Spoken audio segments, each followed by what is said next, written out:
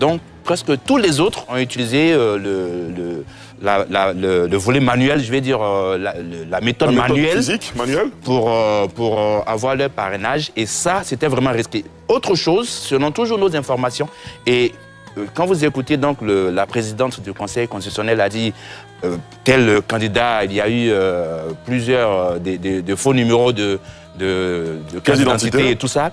Alors, de nombreux candidats, effectivement, ont fait du faux. Ils se sont contentés de prendre la liste électorale et de remplir à la main, alors qu'il y avait un piège qu'ils ne décelaient pas. À savoir que ce qu'on voit sur la liste électorale, le numéro de la carte d'électeur, en réalité, c'est le numéro d'ordre. Ce n'est pas le numéro de la carte d'électeur.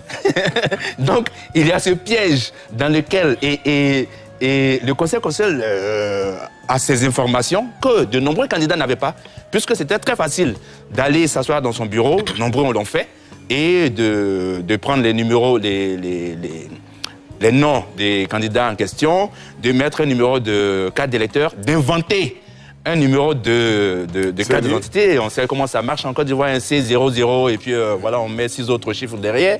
Malheureusement, quand sur le listing, sur la liste électorale, quand on croise donc les données au niveau des cartes d'électeurs qui ne figurent pas, puisque c'est une donnée personnelle, qui ne figurent pas donc sur la liste publique, eh bien on se rend compte que c'était un faux numéro de carte d'électeur. Donc voilà, certains candidats se sont laissés prendre au piège. Par contre, je pense qu'il y a une disposition de la Constitution qui dit que ceux qui accordent de faux parrainages peuvent être poursuivis.